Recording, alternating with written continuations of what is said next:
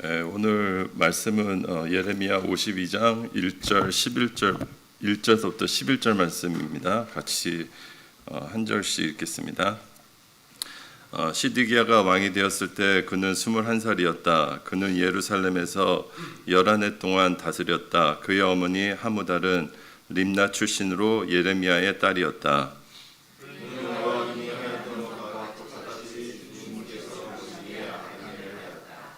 예루살렘과 유다가 주님을 그토록 진노하시게 하였기 때문에 주님께서는 마침내 그들을 주님 앞에서 쫓아내셨다. 시드기야가 바벨로니아 왕에게 반기를 들었으므로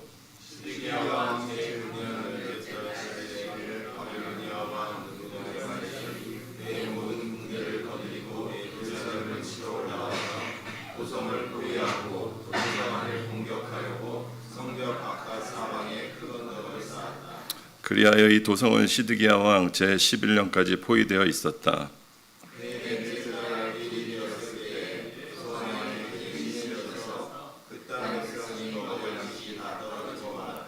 드디어 성벽이 뚫리니 이것을 본 왕은 바벨로니아 군대가 도성을 포위하고 있는데도 밤을 틈타서 모든 군사를 거느리고 왕의 정원 근처 두 성벽이 있는 통로를 지나 도성 바깥으로 빠져나와 아라비아 쪽으로 도망하였다.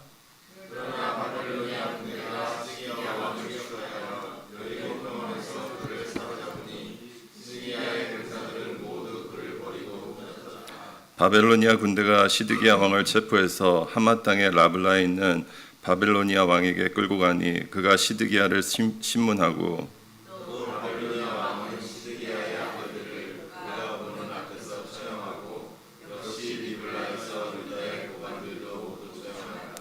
그리고 바벨로니아 왕은 시드기야의 두 눈을 뺀 다음에 쇠사슬을 묶어서 바벨론으로 끌고 가서 그가 죽는 날까지 감옥에 가두어 두었다. 아멘. 네, 오늘은 시드기야 왕의 비참한 운명이라는 제목인데요. 오늘 말씀을 이렇게 묵상을 이렇게 준비하면서 어제 오옥 사모님이 말씀을 전하셨잖아요. 그래서 51장. 그래서 예레미야가 51장이 끝났으면 될 것 같은데 그런 생각을 했어요. 왜냐하면 어제 말씀이 바벨론 멸망을 얘기하면서 여기까지가 예레미야의 말이다 이렇게 막 끝났거든요. 근데 다시 이제 우리가 7월 달에 계속 예레미야를 묵상했는데 오늘하고 내일이 마지막 예레미야잖아요. 근데 52장이 다시 시드기야 왕에 대해서 또 나오는 거예요. 그러니까 우리가 이거 벌써 저희가 묵상했잖아요.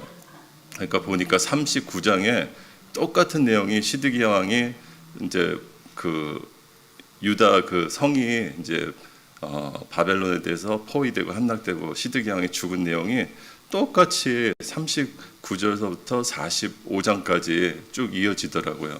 그 다음서부터 이집트, 모압, 여러 나라 바벨론의 멸망에 대해서 이렇게 예언을 하세요.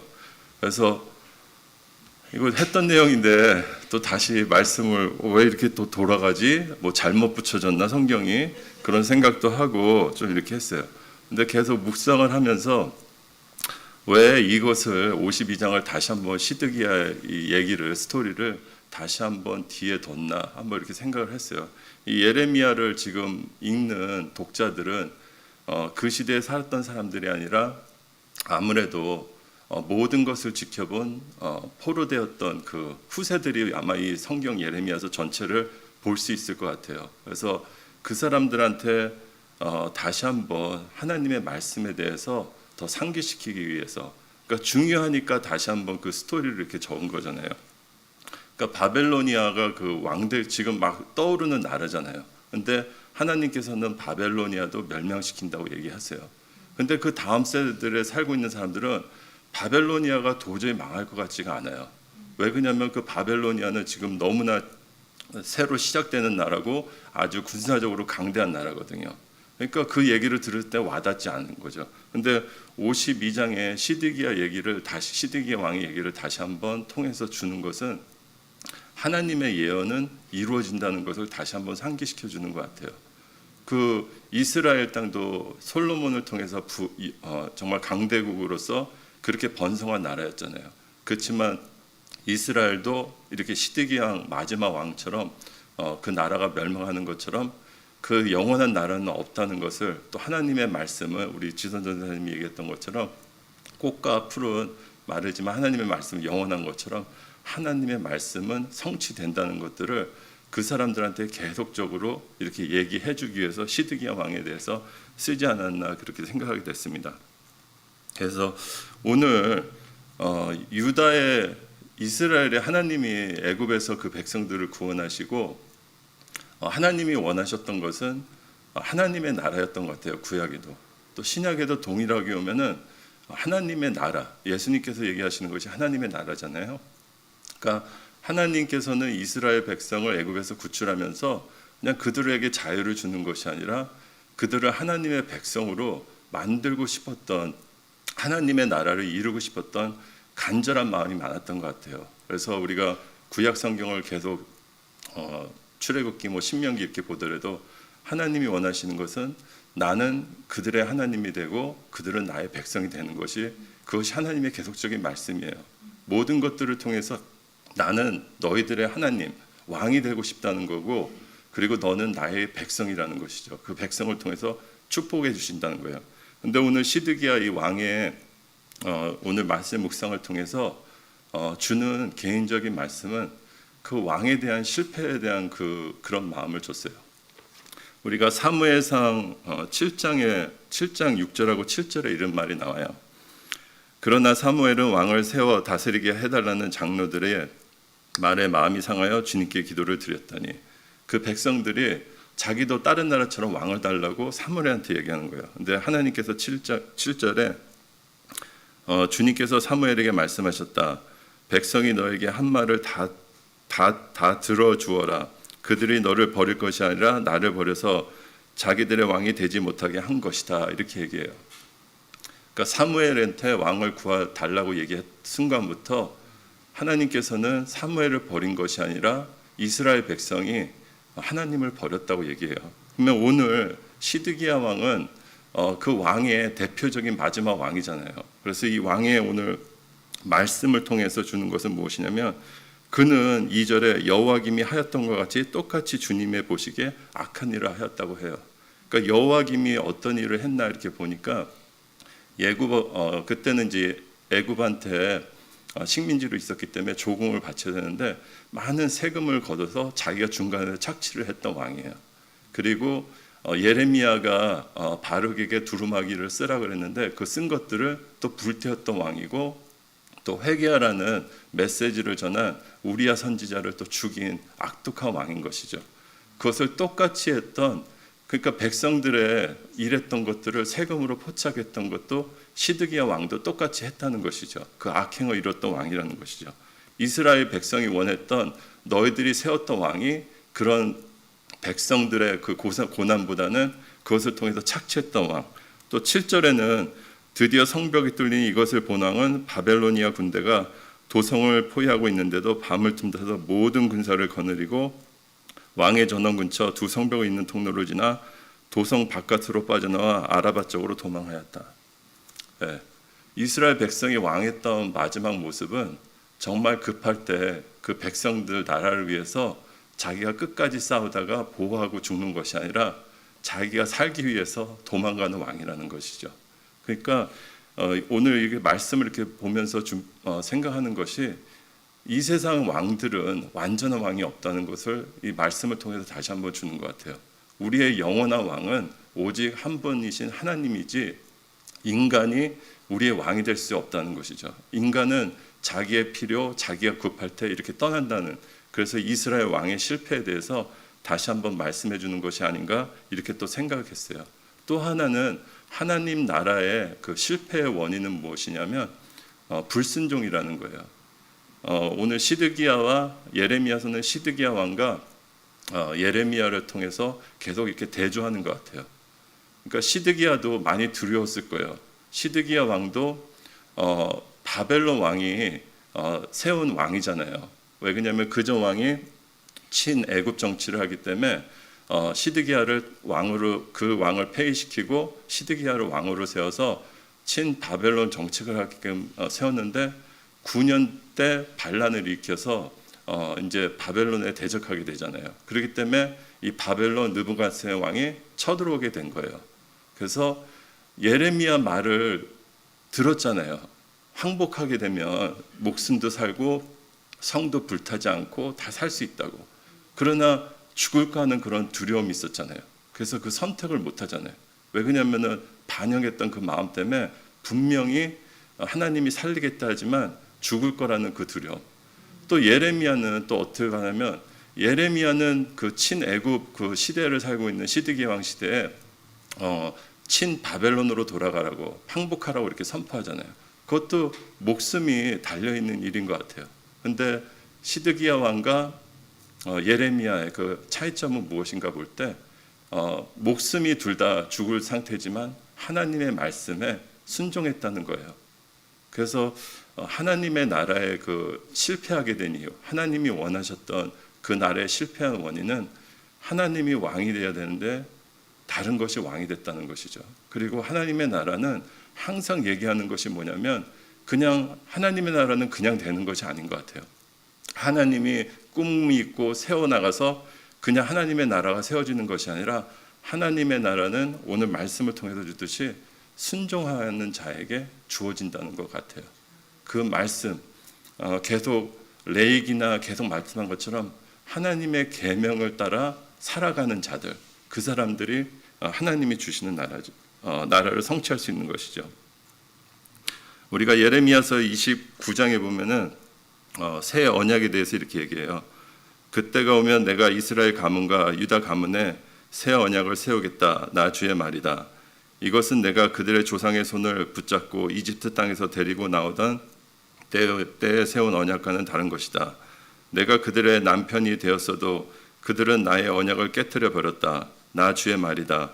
그러나 그 시절이 지난 뒤에 내가 이스라엘 가문과 언약을 세울 것이니 나는 나의 율법을 그들의 가슴 속에 넣어주며 그들의 마음판에 새겨 기록하여 나는 그들의 하나님이 될 것이고 그들은 나의 백성이 될 것이다. 나 주의 말이다. 이것처럼 하나님께서는 이 시대를 사는 우리들에게 모두에게 이제 더 이상 돌판에 세운 율법이 아닌 하나님의 그 율법을 우리 마음판에 새긴다는 거예요. 또 하나님께서는 우리하고 같이 계신다는 것이죠. 성령님을 통해서 우리한테 할 바와 가르칠 것들을 계속 인도해 주시고 지켜나갈 부분에 대해서 계속 얘기하세요. 근데 동일하게도 하나님의 나라가 우리 안에 성취하기 위해서는 동일하게 순종이 필요하다는 거예요. 내가 예수님을 믿었다고 그냥 산다고 하나님의 나라가 되는 것이 아니고 내가 예수님을 믿었고 교회 와서 예배 드린다 그래서 그게 하나님을 저기 하는 것이 아니라는 것이죠. 이스라엘 이 시드기야 왕 때 이스라엘 백성들도 똑같이 하나님의 전에 나와서 예배를 드렸어요. 그렇지만 그들이 전에 나와서 다른 우상들을 섬겼다는 것이죠.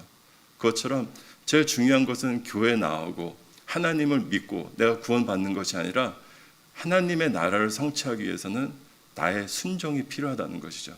그 말씀대로 살기 위해서. 그래서 예수님조차도 요한복음 15장 20절에도 똑같이 얘기하세요. 나도 하나님의 계명을 지켜 하나님의 사랑 안에 거했다고 이렇게 얘기하세요. 그러니까 예수님조차도 하나님의 계명을 지키면서 하나님 안에 사랑에 거했다고 얘기를 해요. 그 사랑에 하나님 안에 거한다는 것이 그냥 거하는 것이 아니라 하나님의 사랑에 거하기 위해서는 그 계명을 지켜야 된다는 것도 예수님도 그렇게 몸소 실천한 것이죠. 그러므로 너희도 나의 계명을 지켜 나의 사랑 안에 거하라고 얘기해요. 그것도 동일하게 예수님께서 우리한테 주는 말씀은 뭐냐면 내가 하나님의 나라에 거하기 위해서는 그 율법과 말씀대로 살았던 것처럼 너희도 예수님을 믿은 너희들도 동일하게 하나님의 계명을 지키면서 이 땅에서 살라는 것이죠. 그 계명은 그 다음 절에 22절에 이 계명은 너희 이웃을 내 몸과 같이 사랑하라는 거예요. 내가 너희를 사랑한 것처럼 너희도 사랑하는 거죠. 우리가 하나님의 나라가 지금 내 안에 있나 없나를 체크업할 수 있는 것은 내 안에 어떤 마음이 있나, 정말 이웃에 대한 사랑하는 마음, 하나님의 말씀을 지키려는 마음, 그런 것들이 있나, 그런 것들을 체크업하는 것이 가장 좋은 포인트인 것 같아요. 열심히 와서 신앙생활하고 봉사하고 그런 것이 아니라 정말 내 마음에 하나님의 율법이 하나님을 사랑하고 이웃을 사랑하는 그런 마음들이 내가 살라고 부딪히면서 힘들지만 그걸 싸워서 이기려고 순종하는 그런 삶들이 있나, 그럴 때 하나님의 나라는 내 안에 벌써 이루어지고 있다는 것이죠. 그래서 오늘 시드기야 말씀을 통해서 하나님께서 얘기하시는 것은 하나님의 말씀은 꼭 성취된다는 거예요. 우리도 지금 예수님께서 2000년 전에 돌아가시고 사도행전 1장 11절에도 예수님께서 하늘에 승천에 올라가시잖아요. 그럴 때 두 천사가 보면서 갈릴리 사람들아 왜 하늘을 쳐다보냐고 얘기해요. 예수님께서 똑같이 올라가셨듯이 내려오신다 이렇게 얘기해요. 우리는 언젠가 예수님이 다시 오실 것을 믿고 기다리잖아요. 근데 어느 순간부터 2000년이 지나 우리는 정말 오시나 하는 그런 대한 소망이 없이 때로는 이렇게 좀 지나고 있는 것 같아요. 그렇지만 오늘 우리도 동일하게 예레미야서를 보는 우리도 주시는 말씀은 하나님의 말씀은 성취된다는 거예요. 요한계시록의 말씀도 우리가 어렵게 생각하고 참 이게 무슨 말씀인가 하지만 그 새하늘과 새 땅, 하나님의 말씀 그 심판, 그날은 언젠가는 반드시 온다는 것이죠. 그래서 오늘 말씀을 통해서 정말 하나님 안에서 희망을 갖고 하나님께서 다시 오신다는 것이죠. 우리는 심판에 대한 두려움이 아니라 정말 하나님의 말씀대로 순종하고 살면서 하나님이 오실 때 정말 할렐루야 기뻐하며 찬양하는 저희가 되기를 주님의 이름으로 또 축원합니다. 그리고 또 하나님은 이스라엘 왕 시드기야는 도망갔어요. 급할 때. 그렇지만 하나님은 임마누엘의 하나님이라고 얘기해요. 이 세상 끝날 때까지 우리 항상 함께 하겠다 해요. 그러니까 세상의 왕은 자기의 필요해서 떠나지만 우리의 하나님은 항상 우리와 함께 하신다는 거죠. 그리고 우리가 하나님을 의지하고 살아갈 때 하나님은 우리를 보호해 주시고 우리를 놓지 않으신다는 것이죠. 그런 좋으신 하나님을 또 의지하고 사는 하루가 되기를 주님의 이름으로 축복합니다. 기도하겠습니다. 하나님 아버지 감사합니다. 오늘 저희가 정말 또 한 달 반 동안 또 예레미야 말씀을 통해서 정말 그 백성의 정말 완고함과 회개하지 않은 모습을 또 봅니다. 하나님 아버지 우리의 삶 속에 우리도 또 굳어졌던 마음들이 있거든. 정말 주님 앞에 돌아오는 시간 되게 도와주시고 항상 주님 앞에 무릎 꿇고 회개하고 나가면 우리의 삶이 될 수 있도록 인도하여 주시기 원합니다. 늘 하나님의 나라를 세우시기 원하시는 그 마음을 또 봅니다. 하나님 그것이 그냥 되는 것이 아니라 정말 하나님의 말씀과 계명을 순종하는 자에게 이루어짐을 이 시간 알게 하심을 감사드립니다. 우리의 삶 속에 정말 종교인으로 사는 것이 아니라 정말 하나님의 계명인 주님을 사랑하고 이웃을 내 몸과 같이 사랑하는데 정말 우리가 힘들지라도 또 성령님을 의지하면서 그 일들을 이루어 정말 하나님의 나라가 더욱더 확장되는 역사가 일어날 수 있도록 주님께서 축복하여 주시옵소서. 이 모든 말씀을 예수님 이름으로 기도합니다.